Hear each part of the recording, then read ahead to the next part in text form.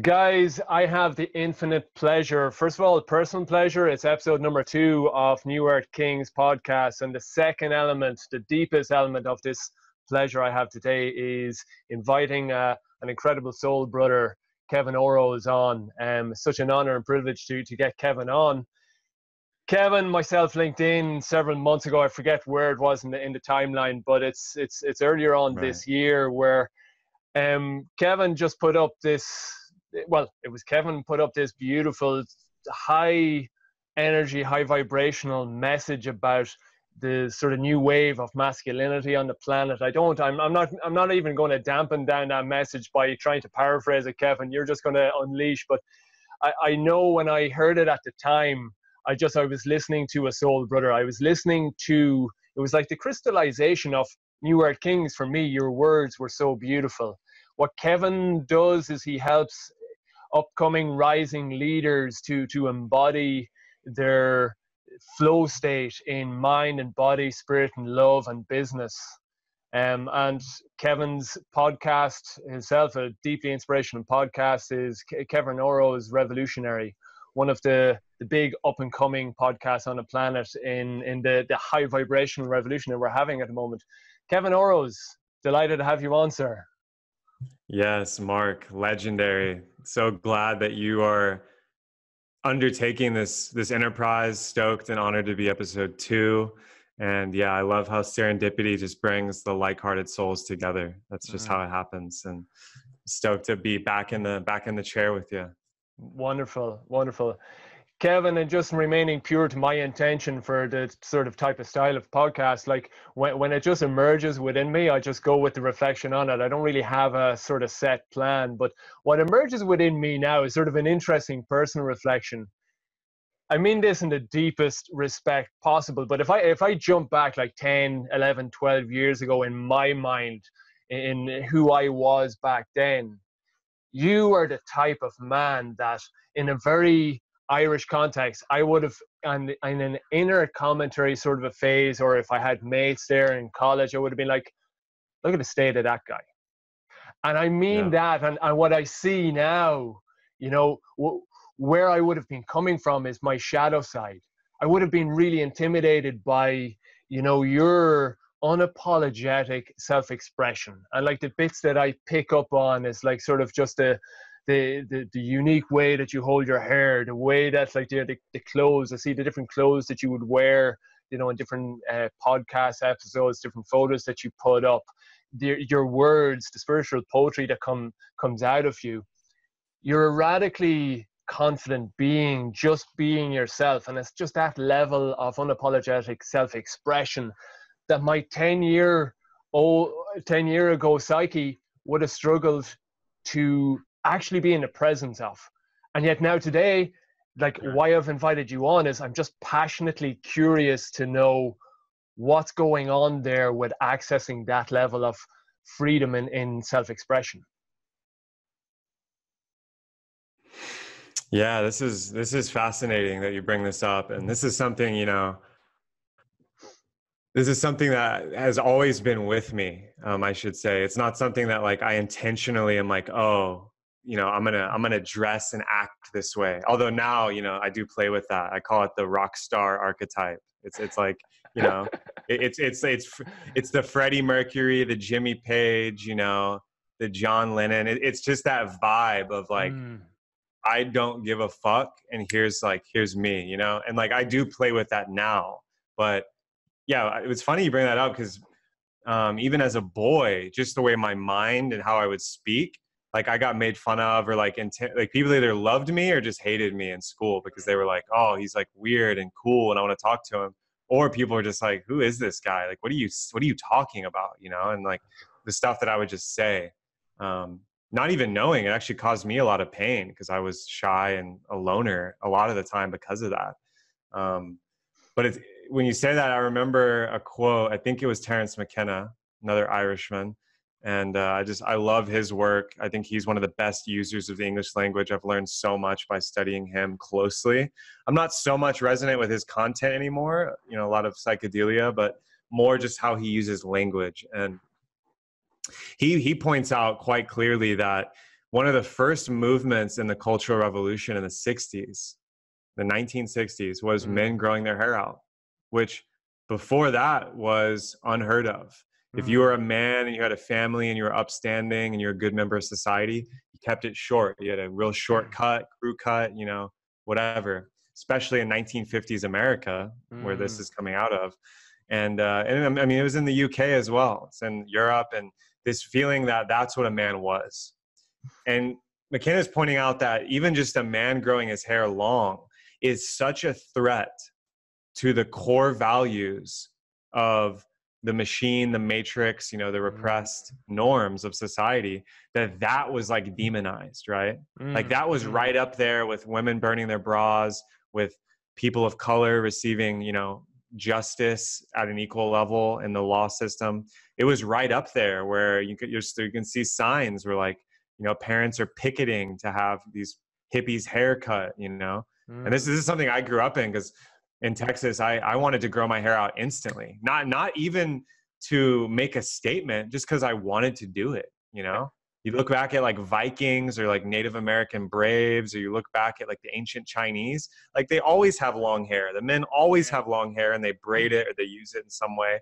And it's like Samson in the Bible. It's a symbol of power, actually, and virility. And just to me, that felt natural. So as soon as I got to university, I've been growing it out ever since, because that's what felt good. And I would have a cycle where I just completely shave it. I would grow it out. You know, this one's been going for a while, but I would grow it out for a year or two, and then I completely shave my head like a monk, and then do that over and over. And that was actually my style for a while. What's the personal meaning and significance of that pattern of, you know, letting it grow and then shaving it back? Or is that just something that you do without asking, without questioning? You know, it was a practical thing, but then later I realized it was kind of like a type of like rebirth, because, you know, your ego can be expressed through, in a healthy way. It can be expressed in unhealthy ways too, but the ego is quite healthy if you have a good relationship to it, you know, through hair and clothing and jewelry. And I think women in mainstream culture do this a lot more.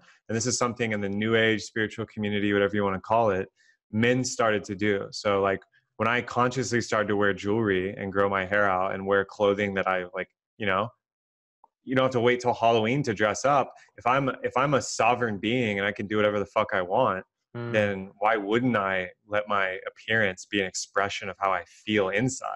And so, you know, that's kind of the philosophy behind that. And, you know, it's a form of art for me. It's a form of art. Like I could never get on board with wearing uniforms or like tucking in my shirt or doing something to like appear a certain way at work.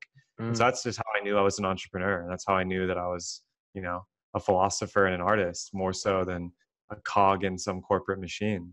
Yeah, beautiful. And Kevin, like what fascinates me when I think of my own personal narrative, and so many guys that I'm chatting with, like we look at appearance, you know, we blame it all on the parents style stuff. But did you have, like, did the sun, moon, and stars just align for you? Were your parents like new age spiritual rock stars that just like allowed you this full amazing self-expression? Were you one of the lucky guys? Or talk to me a little bit about just, you know, the home values that you grew up in. No, it's completely the opposite, actually. And that's part of what made me want to break free so much. You know, my parents, love them dearly, bless both of them. You know, I've learned so many other lessons from them, but yeah, it was quite conservative, raised Catholic, Texas, middle class, all about appearances, all about money, save money, don't spend money, you know, all this like energy of scarcity. And then like self-expression, like even me as a young boy, you know, listening to rap music. I got into rap music and hip hop early and love it to this day. And that was like, you know, seen as kind of scandalous, you know. One of my best friends when I was a kid in daycare was Black. And that was like, whoa, you know. And that's just a vibe I could feel in Texas, and it never sat well with me. And I was shy, you know, I was very shy, introverted. I spent most of my time reading and playing video games. I was like a semi-pro video gamer, and, you know, I was reading Lord of the Rings and, you know, Tolkien, and just really obsessed with fantasy, sci-fi, and fiction. And that's where I lived. I lived in that world. So I yearned for a time where I could break free and express myself.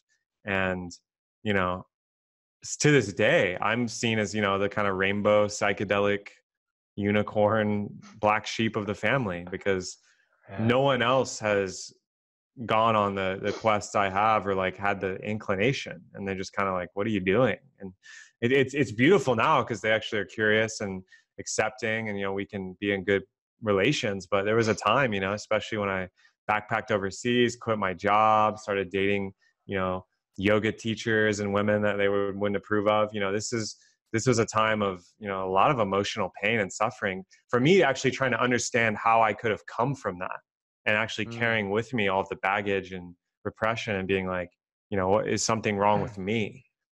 Would I just want to express myself, you know? And that's a big journey as a man, is like ownership, like the journey of ownership and expression, and like, what is mine to express and what is society's, you know? And because the masculine desire is freedom.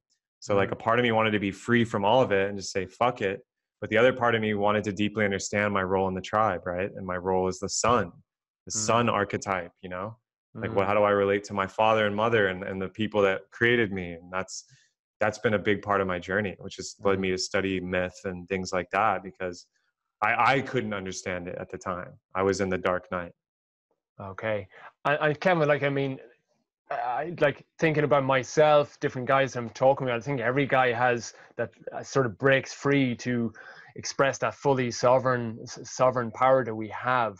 You know, of course, it's silly to even say, like, well, what was the time that it turned? Because, you know, we can all track it back and remember memories of, like, as you were saying, like in the schoolyard. So, like, you know, it has always been there. However, when did you make the conscious transition from, okay, you've recognized, you know, there's a different impulse in you, there's a dharmic drive that is saying, no, the machine of society as it's working around you anyway, locally and on a world level, just you're not fitting in.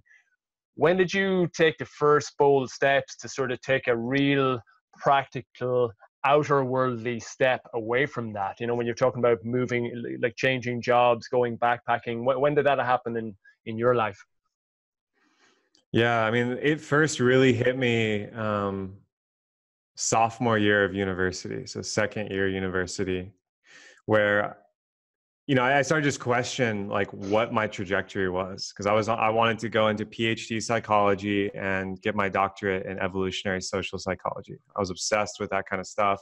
It was giving me a lot of energy intellectually, but not fulfilling me spiritually. And that's when I encountered yoga and yoga philosophy. And that's where I encountered Taoism and Eastern philosophy. And that's when I encountered martial arts. I started practicing Kendo, Aikido, and I was like, okay, there's a whole nother world here. And I've been influenced by Japanese art and fiction. Like the Japanese culture really spoke to me. And I felt this like deep connection to the samurai. I felt deep connection to martial arts. I felt deep connection to the art and the thinking of the ancient Japanese mind. So I already at that point was probably opting out.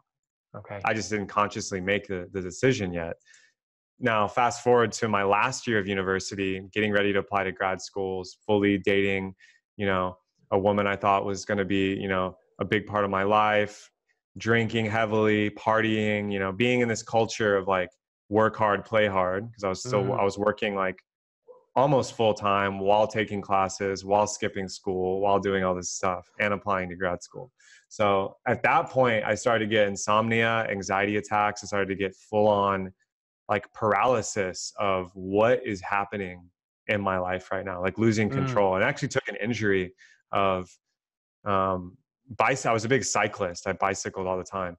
And I went over the handlebars on my friend's bike and broke my right thumb. So I like broke my right hand and had to have surgery and like couldn't even write. And that was the breaking point where I stopped drinking. I stopped using drugs. I stopped everything I was doing and just started to question everything. I was like, what the fuck is happening to me? And I remember having a full mental breakdown because I was so stressed applying to grad schools and like calling professors. And I was working in a laboratory, a social psychology laboratory. I was working this job, going to school, about to graduate.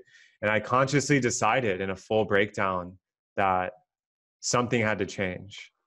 I remember marking my calendar and just Xing off the date that I was going to go and visit these schools and talk to professors. And just the business as usual had gotten to a point where it grinded me under. And it took that injury. That injury was a blessing. At that same moment, I found Joseph Campbell, like a flash of lightning.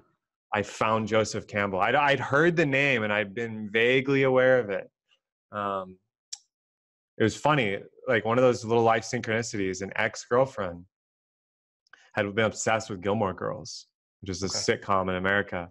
And in Gilmore Girls, the main character watches The Power of Myth. And I always remember, like, I hated that show, but I watched it because I was I was just doing the boyfriend thing. But I always remember that little piece from that show, never acted on it. Years later, boom, right then it came in.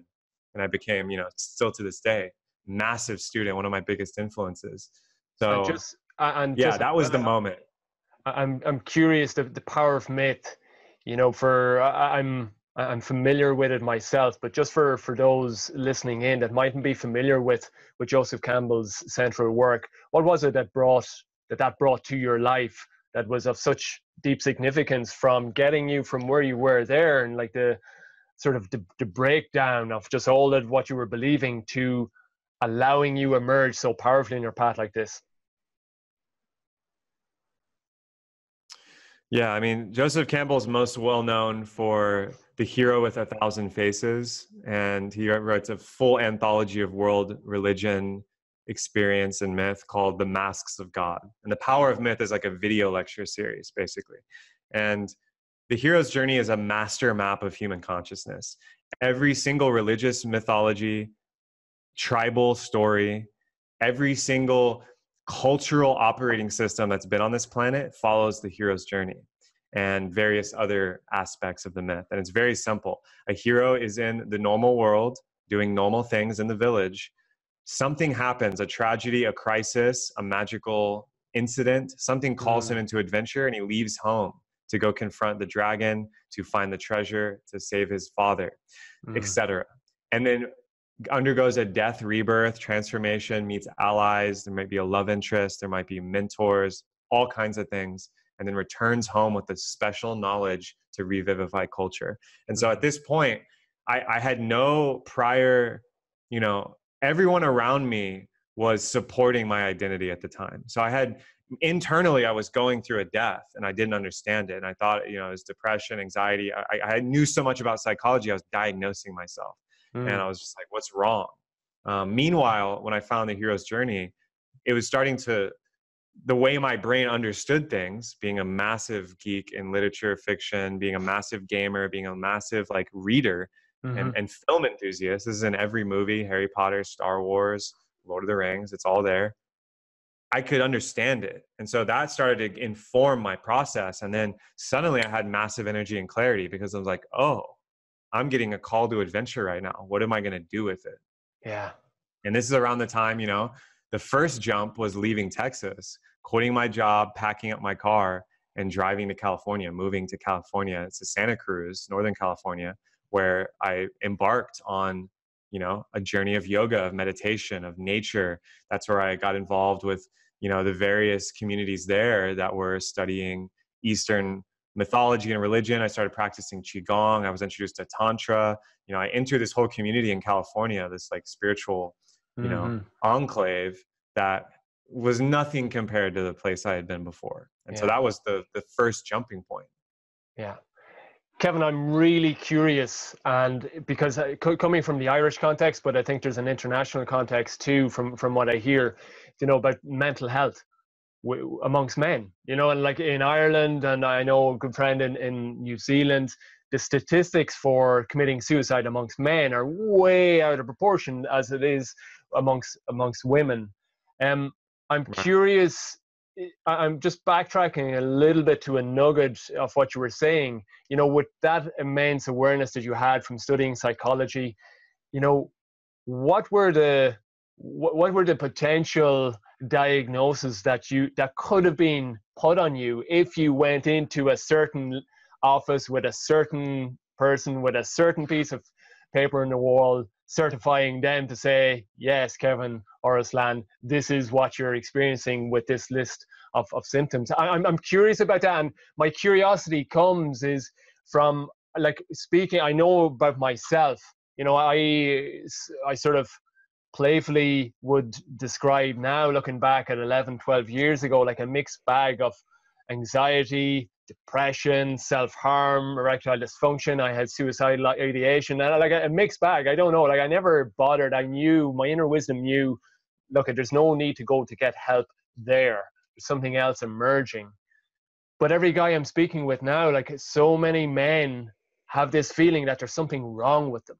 So it's just in that context, I'm curious what was going on. What were the intense so-called, you know, symptoms, as what traditional psychotherapy might say?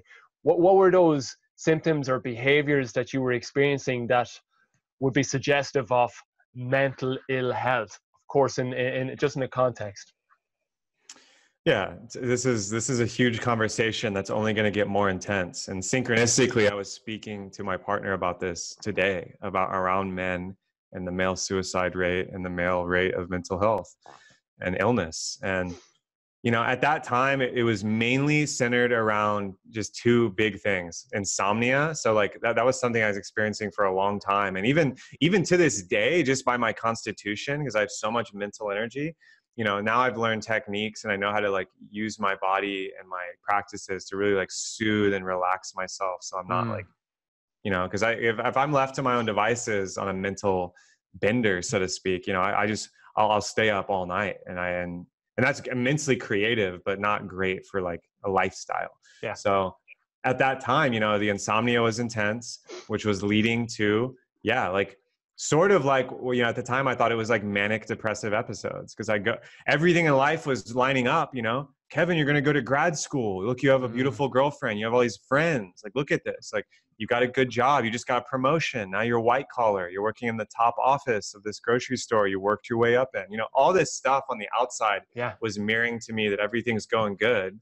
But inside, I felt like I was trapped, and I felt like I needed to do something drastic. And then getting injured sent me on a downward spiral of, you know, what am I doing with my life? And so I go into these depressive episodes, and I get really excited and like organize something with my friends, or like, you know, and then I go back to depression. And, you know, even at one point, and this was more, you know, I think alcohol had a lot to do with this. And at that time, actually cannabis as well for me, which started out as a medicine, but turned quickly into dependency psychologically.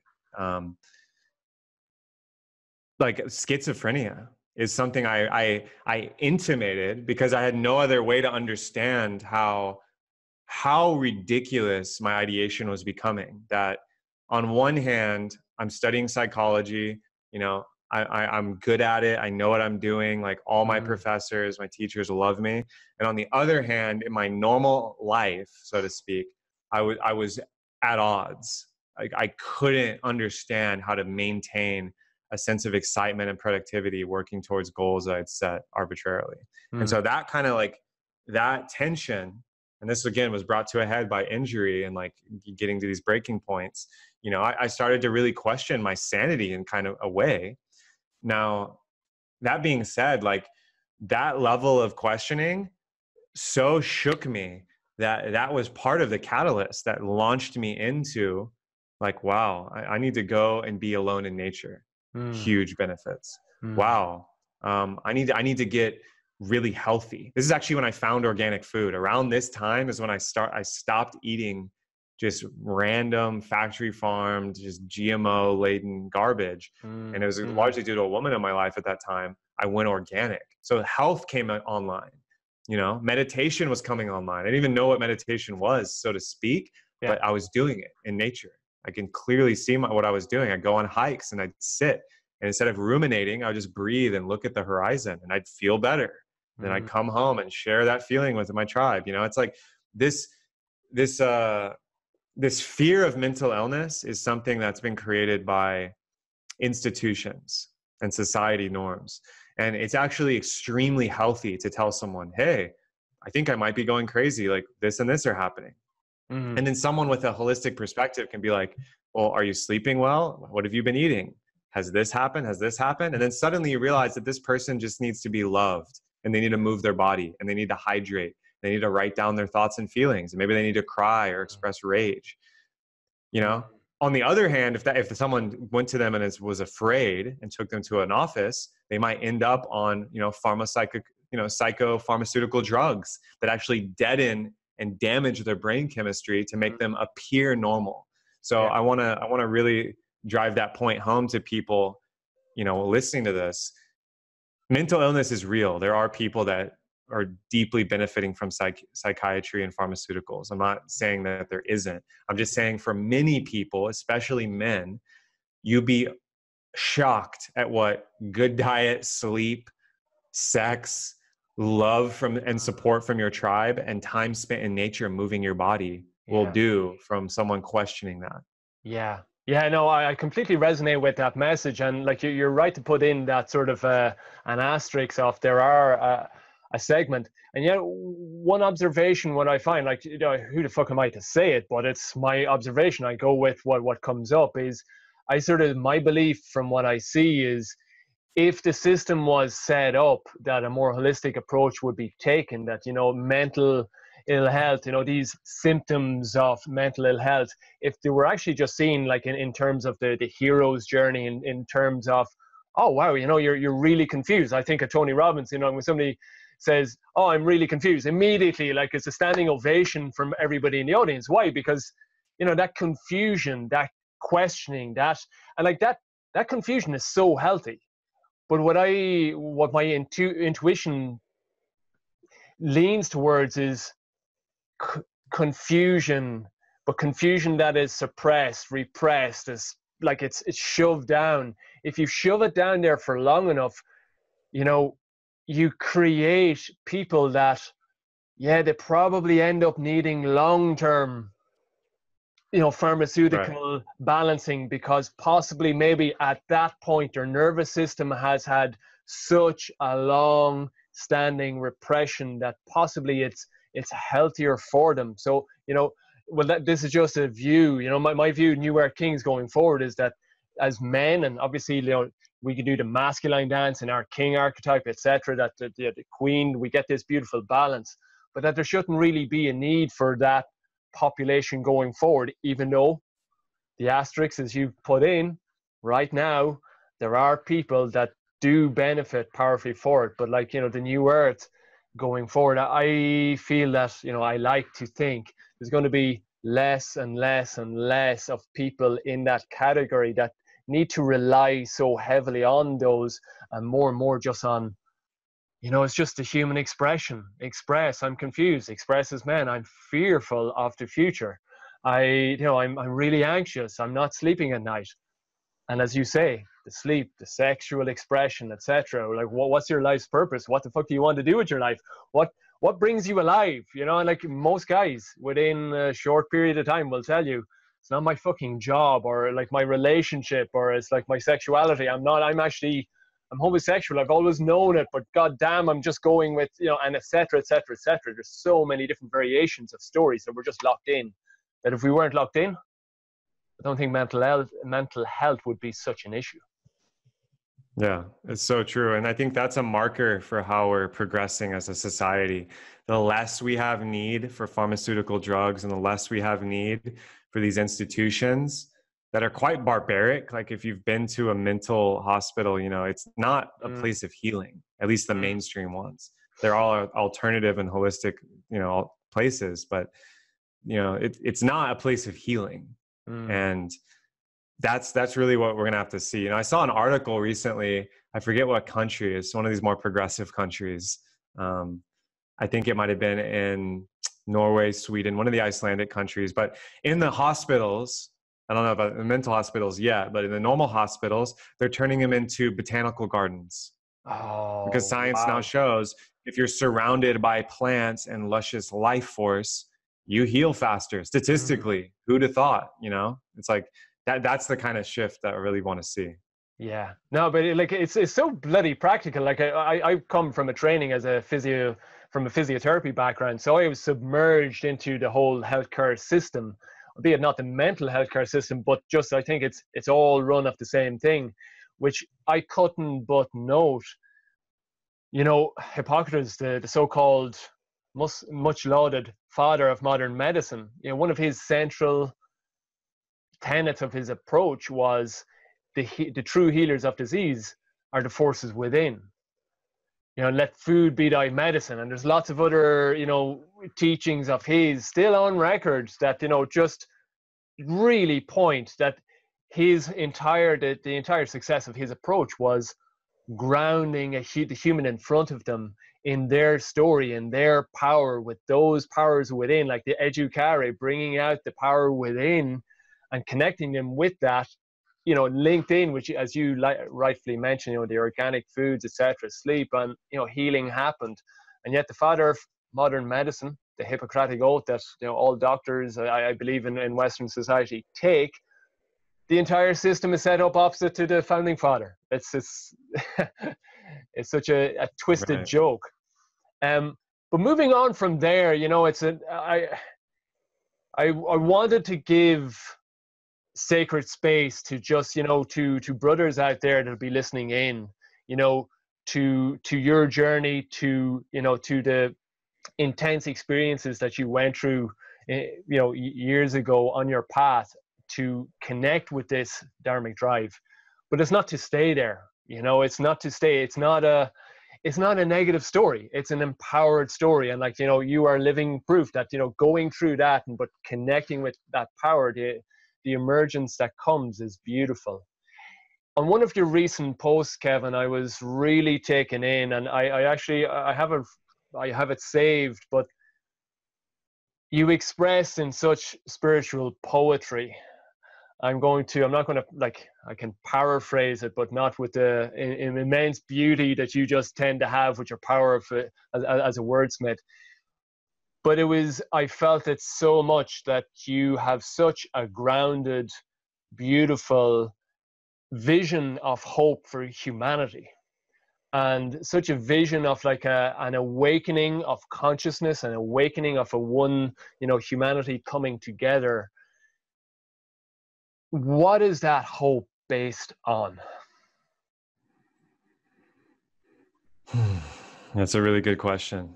You know, I honestly ask myself that when I feel low and I question and doubt, you know, and feel the world and the fear, and just, you know, how many people out there are not living with bliss as their ally, and with, you know, healed bodies and minds. And, you know, honestly, like, what I base that on is my own knowing. Like, it's a knowing in my body. That's the first thing. The first thing is trust yourself. And that's how I've started to live more and more and more. And there's just new layers of surrender to that. You know, I've been living here in Indonesia and Bali for 3 months now. This land has been teaching me that on a whole nother level, with just, yeah, the energetics here, and the community and the relationships I've been in. But on a mass level as well, you know, I'm a student of the past, and we're creating the future every moment. However, there's a lot of wealth and deep wisdom and knowledge that our ancestors achieved and saved for us in texts, in monuments, at sacred sites, in the perennial philosophies and traditions that are giving life. There's a ton of philosophies and traditions that actually give death. And unfortunately, a lot of those are running rampant on the planet right now. And you just need to turn on the news to figure out which ones those are.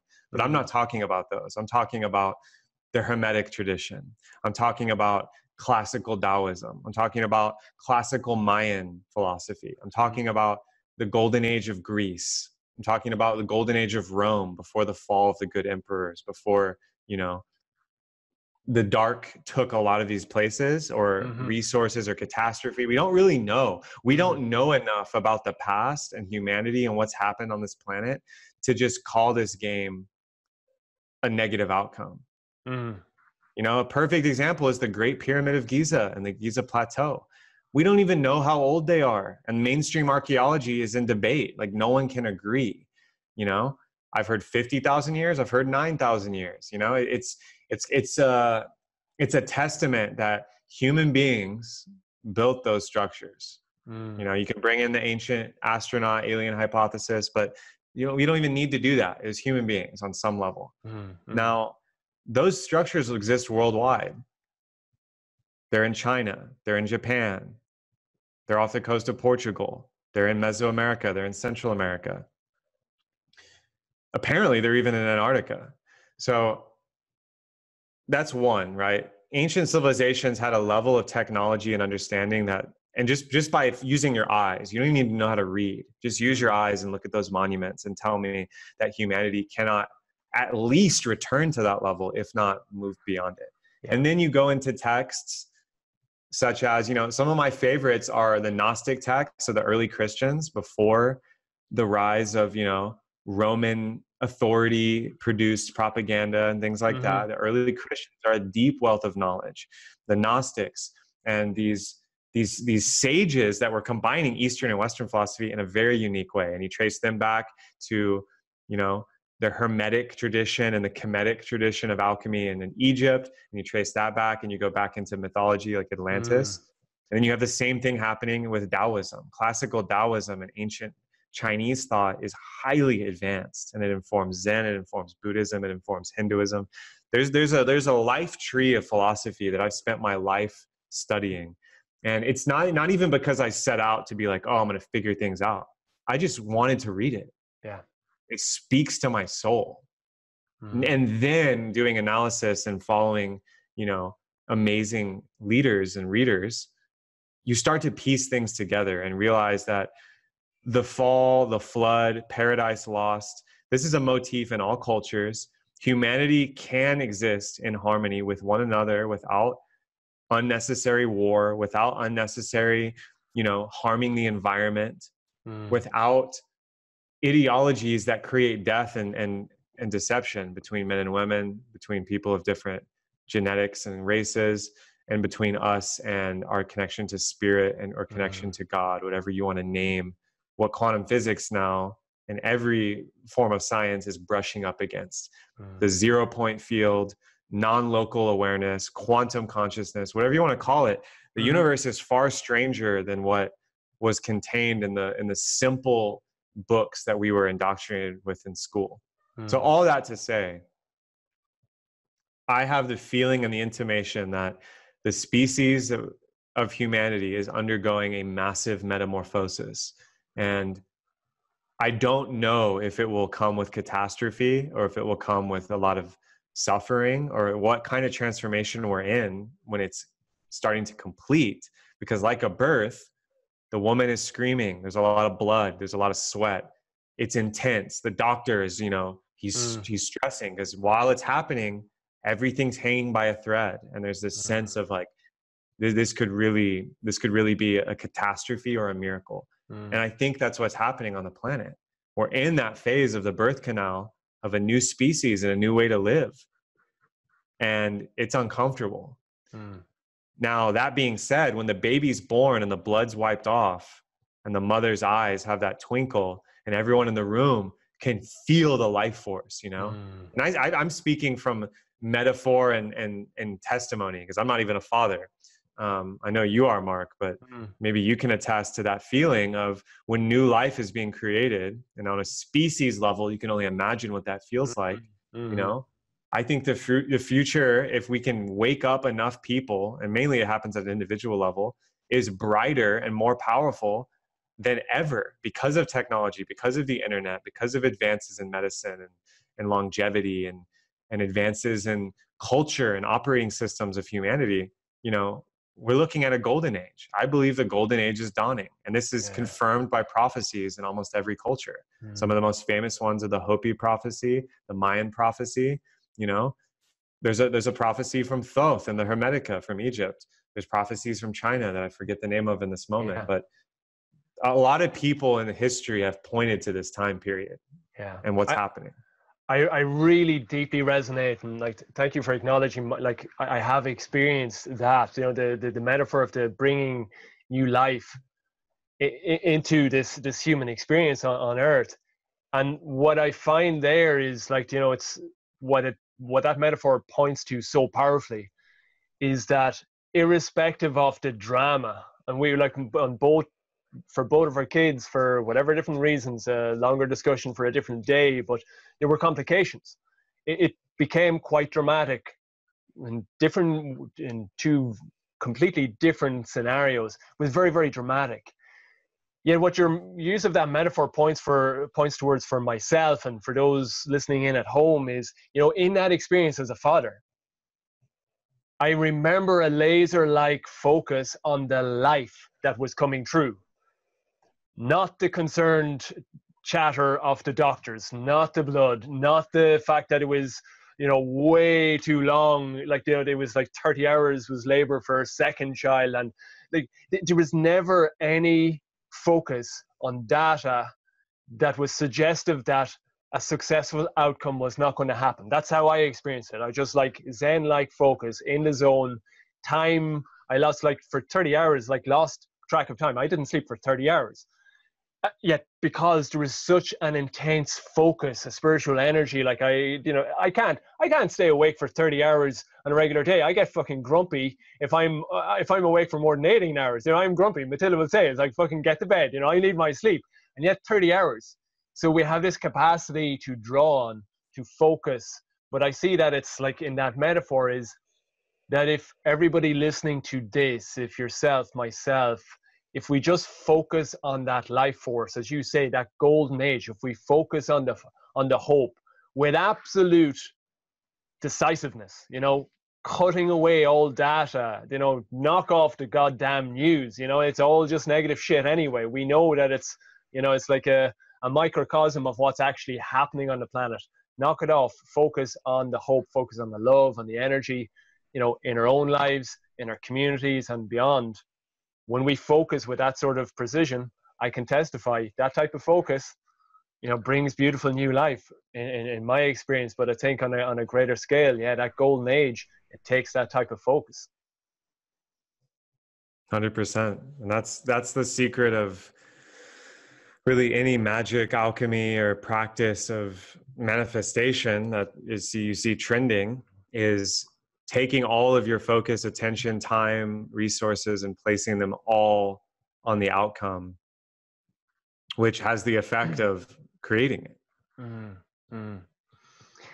One thing I think just naturally, you already mentioned, Kevin, about your fascination with the spoken word, but one of your recent posts on Facebook that I really loved was, you pointed towards doing a spell check, the need for a spell check. And I thought, fuck, like Kevin Orosz he's going into Microsoft Word sort of tutorials online. What the fuck is happening?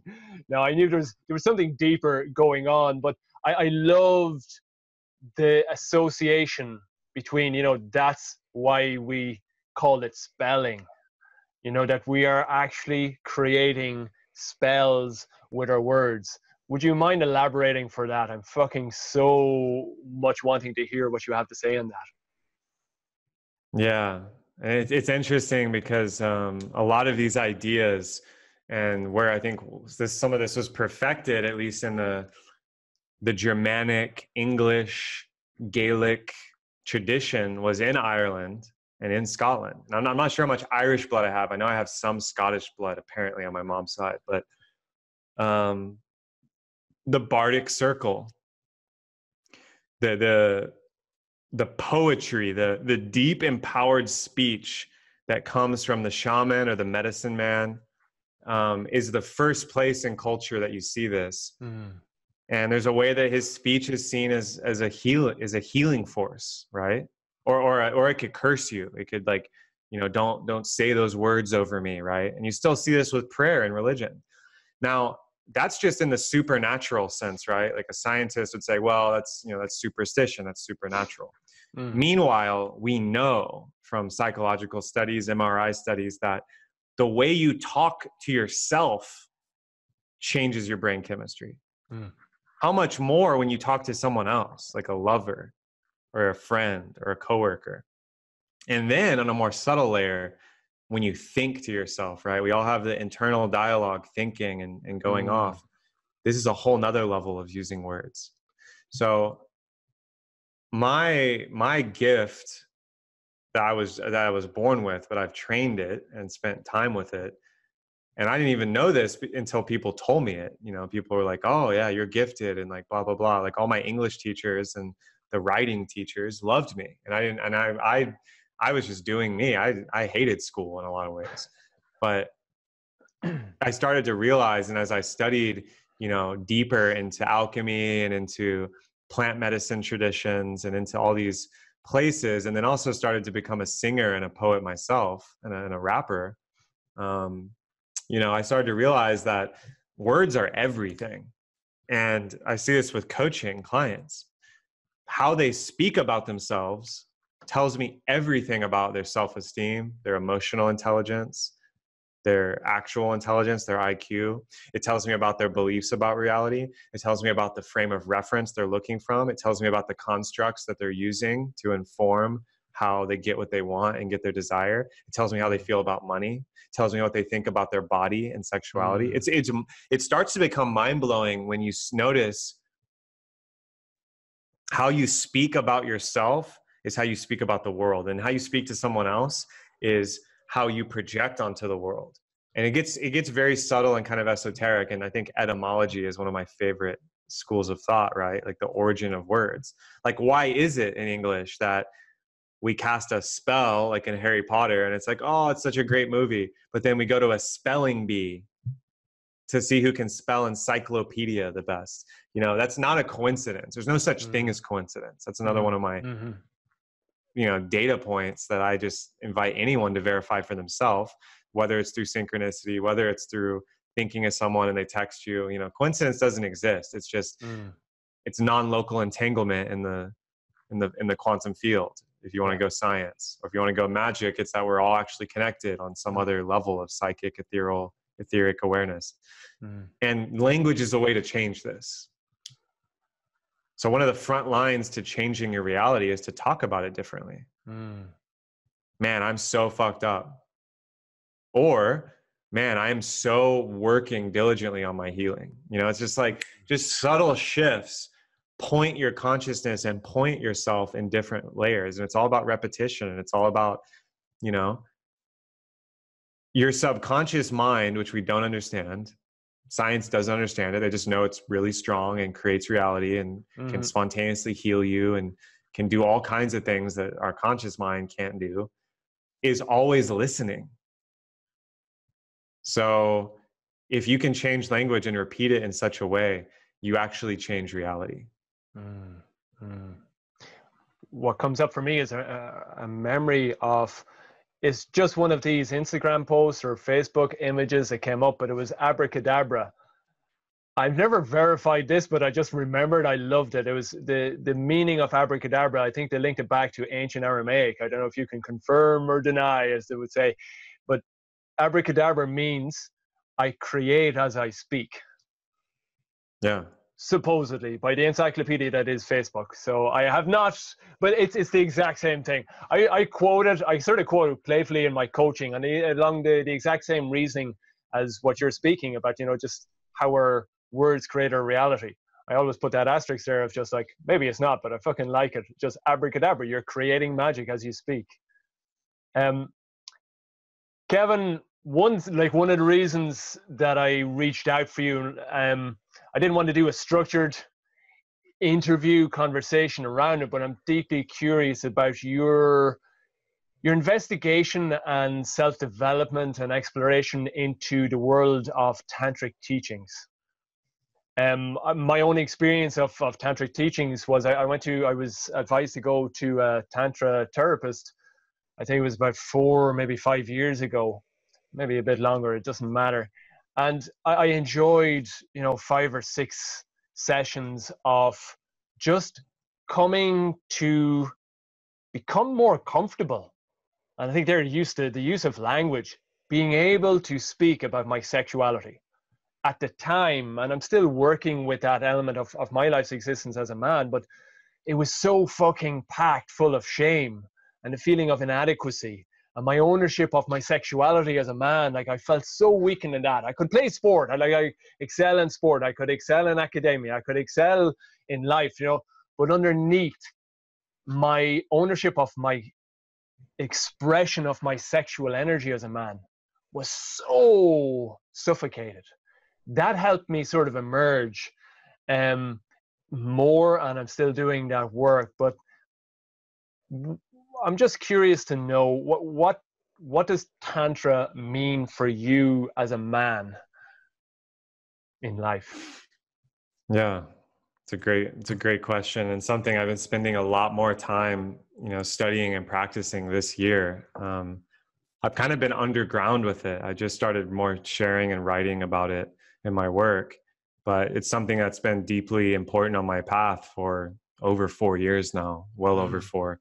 And I should say I came to it because, like you, I was packed with shame from religion. I went fully into celibacy, was cheated on in celibacy by a woman I was so into, and just didn't understand how to own my sexuality, and was confused, based on pornography and locker room talk and what mainstream masculine culture offers for sexuality and its expression is very limited, and nothing wrong with it in and of itself. However, very unsatisfying to someone like me who is highly sensitive, empathic, introverted, and highly, interested in the romantic, powerful libido romantic tale.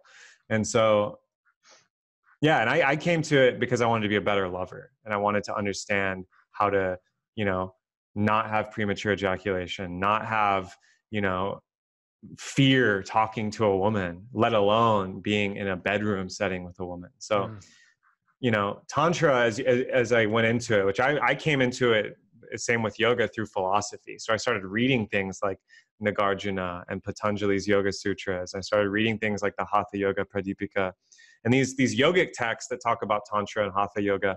And it was very like intellectual and heady and kind of esoteric. And then I got to the actual body practices of like breath work, of yoga, asana, of meditation, and then eventually like actual like sexual like Tantra. But Tantra actually in Sanskrit just means technique or thread. So it's like Tantra is actually a way to it's a device or philosophy to be with reality. And so actually a minority of Tantra was only about sex. Most of Tantra in its classical sense in India was much more about a way to be with reality. So it's a way to work with the Kundalini and the life force energy. It's a way to work with your life, either as a monk or an ascetic in the wilderness, or as a householder, as a husband, as a father, as a marketplace person, and how to work with your energy. And there's all kinds of practices to always, where's your center? Where's the periphery? How do you interact between masculine and feminine? How do you interact with your habits, your rituals, your intention? So effectively, it's like Western civilization. We've just jumped in, and a bit like yoga, like most people, what's yoga? It's like, it's an exercise routine. But like yoga, Right. that's just one small limb, significant, but it allows, you to sit with a posture to allow you to access the other limbs of yoga. So the same thing effectively has happened with Tantra. Totally. And this is kind of the Western way to do things, is just to like take it and run, which is beautiful in many ways. In other ways, it leaves out a lot of the picture.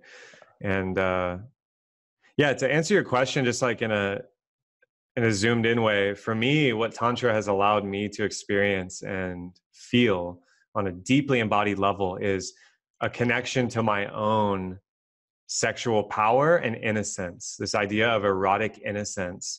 And a lot of the Tantra I went through and the practices, I was blessed to find an amazing teacher, actually Elliot Holz's teacher, who is deeply immersed in bioenergetics as well as tantric practice. And this completely blew my mind. I was also blessed to find Osho in that tradition, which has really informed my life. In India, during my yoga teacher training, the guru of the school, the philosophy teacher, was an Osho sannyasin. And he was just a wild encyclopedia of philosophy and tantric practices. And I was just glued to the seat next to him, just asking questions and really wanting to understand what the heck was going on here. And not only has it like given me a framework to work within, because it's much less structured than just a classical yoga. Like I went to the classical yoga, but Tantra is much more about expression and deep feeling, deep embodied emotion, embodied cognition. It's about polarities, deep masculine and feminine polarity in yourself first. As a man, coming into relationship with your feminine or yin essence is a mind-blowing process that I'm still in. And then going into a partnership where I once again was being initiated because I had a partner who had been to a tantric yoga school and was highly tantric, and in a way she was initiating me.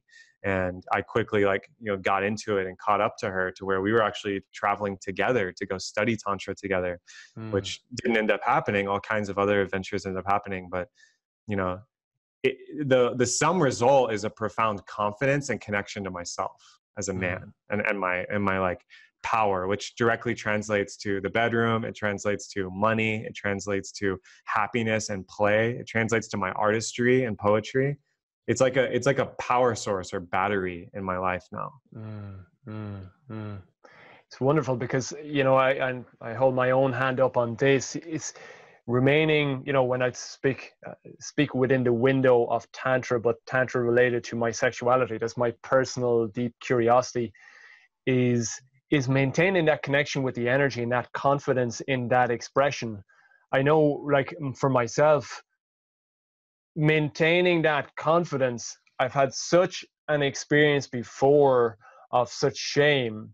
And even though I got up and going, I get up and going. I find there's phases I get up and going, like it's running beautifully. And like I always think of my penis being like a truth-ometer. And I had such shame with this, but I've come to see the sacred relevance of this, the beauty of this. If I'm not feeling in my power, it tells me. It refuses to work.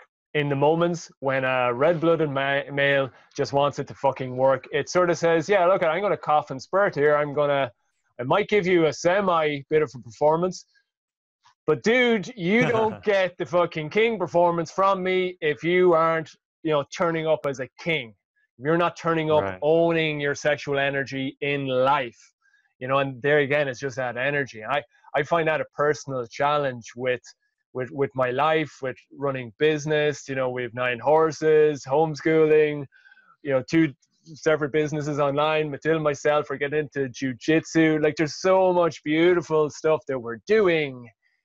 Yet in the middle of all of that, to remain grounded with that sexual energy, and I just, have you, not, God, I never want to get into hacks or any generic stuff like that, because obviously it's always, but are there any sort of foundational advices for myself and for guys listening in? Like, what are the most important foundations before you get into the really deep practices, just awarenesses or mindsets, whatever, to help us sort of start accessing our sexual energy and start on the road of embodying it in a more relaxed way, a confident way, a consistent way? Yeah, I mean, the first thing that most people will find that really works is seminal retention. So if you just, as a man, any man can try this experiment at home. It's completely safe, and it will increase the awareness, power, and physical stamina of your body, is just to not ejaculate for 21 days. This is an ancient Taoist teaching. This is an ancient Tantra in India, Hindu teaching. This is even, Aztec warriors and Roman Greek warriors. They all talk about this. Like, you can still have sex, you can still self-pleasure, but if you just don't ejaculate for 21 days, especially if you're ungrounded or you're not sure what's happening with your sexuality, that journey will tell you, because all the mental stuff will come up, especially if there's pornography involved, especially if there's a girlfriend or a girl you're with or a wife. Everything will start coming up to reveal itself. And then your body will start to retain that energy. And this is why it's really important to have a healthy practice, something like jujitsu or yoga or weightlifting or stretching, something to keep the energy circulating, because you're going to want to keep the energy circulating, but just not, spilling your seed is a great place to start. And when I found that out, And I was studying Qigong, and I was reading, Mantak Chia, and practicing microcosmic orbit, and found yoga. Like, I found everything kind of as a bundle. But I would say strip away all the teachings, all the BS, just that. And 21 days is a magic number, because 21 days is the minimum amount of time to rewire a neural pathway. Okay. And so if you can do it for 21 days, you are going to undergo some kind of transformation. Wonderful. Kevin, I have there again. I have to put my hand up here vulnerably. I've heard that before, and I've tried practicing it before. One thing as a part of my personal practice, I've read about it, but I don't know. It's like, circulating that energy, because I've tried that, but I have ended up experiencing ferocious fucking blue balls. I don't know if that's the term in America, but like, it's just where I end up going too far. And it's like I have a nuclear power plant between my legs. I don't mean to be crude, but I'm just like, it's just all circulated there. And I experienced like a real physical discomfort where it's like, fuck. And like, even with Matilda during the day, I'm like, it's like, this is the closest I might be coming to understanding what your pain during the period, your menstrual cycle is about, because it's actually, it just takes over my whole tummy, lower back region, and this diffuse pain. Please, if you can have some wisdom bombs to help me out with this. I don't know if anybody listening in experiences the same, but this is a really personal ask. Yeah, no, this is a common thing, and there's no easy way around it that I've found. I mean, in a lot of tantra, they recommend like testicle massage and abdominal massage to actually help physically move the energy, and like, keep your blood and your lymph circulating, because that'll help. But really, I think it's more of an energetic and mental thing. So I find that if I'm sublimating and not doing that, and still having a lot of stimulation, then I'm going to have to move that energy a lot. So that means I'm either going to have to be exercising, breathing, moving, hiking, moving my body, really like testing my physical limits, feeling my body, doing meditation, qigong. Or I'm going to have to be I'm going to have to be very creative. So I find that when that energy, one way to get it moving is to let it inform your reality. So the same energy you would use to have sex and really chase that ejaculation, use that to work on your business. Use that to connect with your partner. Use that to compete, to, in a friendly way, exert your energy in other areas, and you're going to be at a superhuman level. And that helps to move the energy for me. I will say that, the Taoists talk about, depending on the age of the man, the 21 days is more like a challenge to see if you can really hold and contain it. For men in their 20s, it's recommended like the minimum amount of time you should be, ejaculating is every 7 days ish. For men in their 30s, it's 14 to 21. For men in their 40s and 50s, it goes up to like once a month, once every 2 months. There's like this whole science you can look up, and there's tons of sources out there. I just recommend finding one that's actually, based on the texts and the tradition, and not just some person who calls himself a tantra teacher. And all that being said, if you mess up, or if there's like, it's really uncomfortable and you're physically like, something is like feels wrong, like don't be like so attached to it that you hurt yourself. Like, release the pressure if something like that is building up. This is the thing. A lot of people, like me early on, take it way too literally. Okay. Yeah, well, it's funny that you say like that recent experience I'm personally reflecting on when you say about just release the energy. I ended up during the day, I had this intense buildup, and it was very, very painful. I was mucking out stables, we're doing stuff around the place, nothing was really shifting. But Brazilian Jiu-Jitsu practice that evening. I went in thinking, God, like this is really getting me. And 10 minutes later, intense rolls, I came out, I was 100% fine. So like there was that dramatic shake-up of energy. Kevin, one there again, just doing in preparation for this, there was a I believe you're seeing is it a beautiful woman called Nadine. I didn't confirm this before. Yes. I'm so happy. It was actually just because I know linked when we connected in first, you were just after, I think, a breakup. Now it was from one brother to another. That was a beautiful thing to see, that you're enjoying such a beautiful relationship. But in one of your lives, I think it was Nadine, sort of, you were doing a questions and answers section, and Nadine sort of put in this, one of her requests sort of to speak about was, and I'm just going to just read this out because the language, her language was so beautiful, was if you speak about how you consciously help Nadine through her premenstrual dark feminine subconscious, when those dark feminine subconscious dragons emerge as she's approaching that part of that sacred part of her month. And I loved her wording on it, and I've come to have my own understanding of, you know, Matilda, the sacredness of that period of that part of her month in the cycle, and to give that space. And I really wanted to bring this into the conversation because I think there's such a cultural ignorance that has just been perpetuated from generation to generation about, you know, women that part of the month, for fuck's sake. Like, there's this sort of thing, just they go crazy badass shit like for a couple of days. You just got to write it out, fucking ignore it, just say yes. You know, like there's this just fucking, like, she's crazy. It's nonsensical. Just get fucking through it, and then you'll have, you know, your nice, perfect, lovely wife, girlfriend, whoever it is, back for the other 20 odd days for the nice part, the calm part of the month. Could you expand a little bit how it is that you approach this sacred element of your relationship with Nadine? Yeah, it's a great question. This one's been coming up a lot because, you know, very new relationship, very powerful, amazing, but also like, you know, facing these things in a deep way.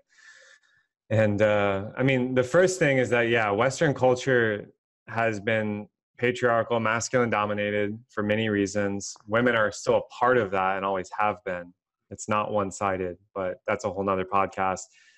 In that structure, yeah, the feminine cycle has been, a lot of the wisdom has been lost, it's been misunderstood, it's been shamed, etc. So the first hack is, as a man, if you're really interested in a woman, and you're really interested, period, in the feminine, which you should be because it's part of you too, study the cycle and understand, because this is kind of like a cheat code hack, like high level masculine awareness, is to understand what part of the month your woman is in, and then you consciously going into that. Because just to say that it's like, oh, it's nature, you know, whatever, like, fuck it, we just got to get through it. That would be like there's a windstorm and a hurricane, and you don't put on your gear or grab an umbrella. You just walk out and you're like, oh, well, fuck it, it's nature, you know, because that's it. Feminine is nature. So nature will fucking kill you if you don't prepare and deal with it in a good way, right? And so that's my PSA about, you know, men informing themselves.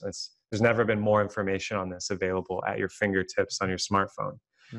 That being said, when, you know, my experience with her of going into those stages, you know,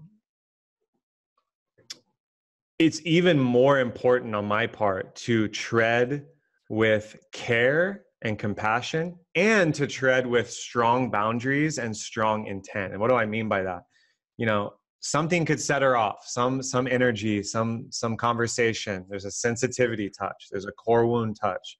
Inner child is touched. Something that, you know, is a bit chaotic.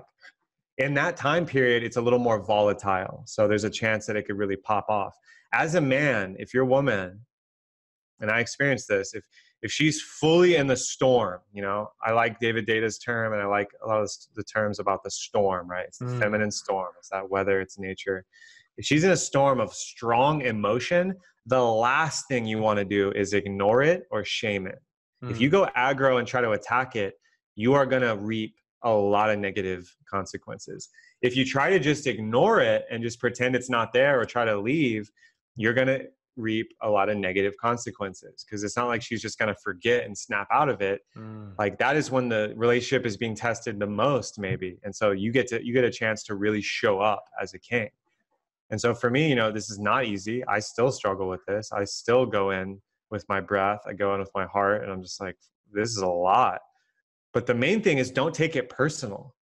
Like if you make it about you and something you did and try to start defending yourself, you're stuck right there. Yeah. Ego, duality. If someone's trying to be right, you both are going to lose. No intimacy is going to be gained without pain. If you go into it with, okay, I'm not going to jump into the quicksand with you and the emotional chaos, because that's the other thing. If the man collapses into his feminine when the feminine's in her storm, now you're in trouble, because both of you are in the storm. The only way I've found the middle road is to have empathy and have awareness of the emotion and have compassion for it. See it for what it is. This is a big emotion. It will end at some point. It's not going to last forever.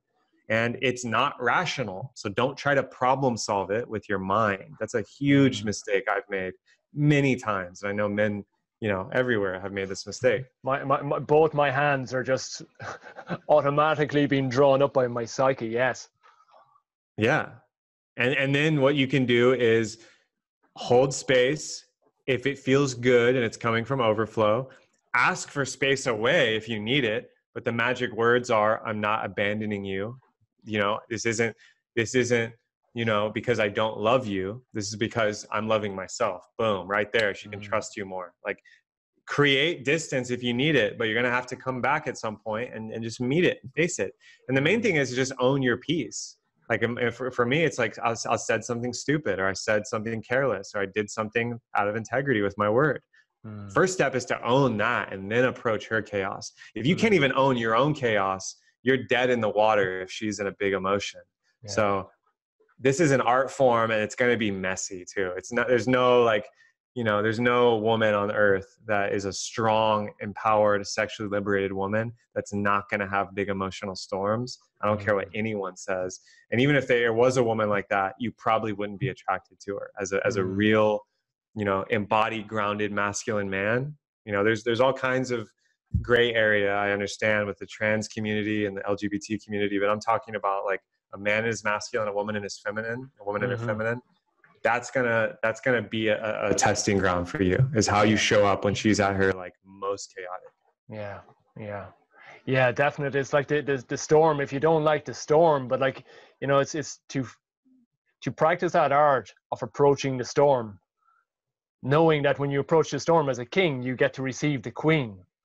But like, if you dampen down that storm, and like it's happening a lot of times, because society, what I've seen, like just listening into popular culture and that, I've knocked off TV, etc., and magazines, don't look at it, but like you just see how there's such a suppression of the feminine to be put into a box. But if you end up doing that unconsciously, unwillingly, you repeat the next generation and you put it in a box, the relationship might last, but you're not getting the full power of the queen, the full sexual expression of the queen, and that immense gift. So it's like, it's you just got to determine what you really, really want and pay the price, but it's a beautiful price to pay. So thank you very much for those words, Kevin. Like, I just wanted to hear your riffing on that topic.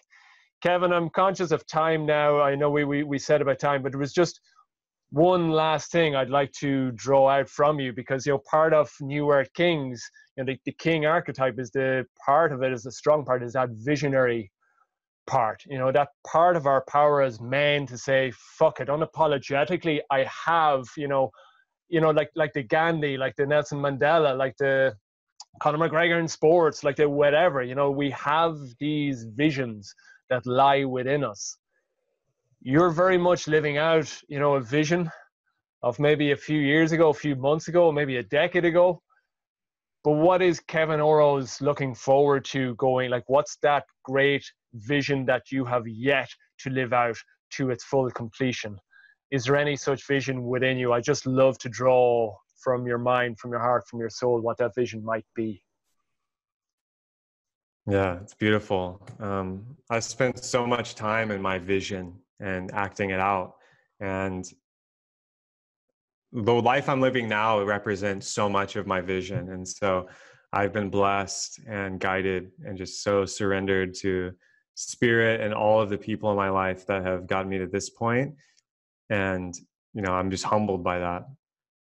And I see big vision from my own life. And, you know, in this moment, what I'm really most desiring is to have a home base, a beautiful home base somewhere in the world that is filled with the best parts of my reality, the top biohacking technologies, the most holistic and powerful herbal adaptogenic kitchen, infrared sauna, cryo tank, ice pool, mineral spring water, hot spring, just like a sanctuary, a Zen sanctuary. And in that sanctuary, I want a high level musical audio video studio where I can shoot a viral video. I can record an album.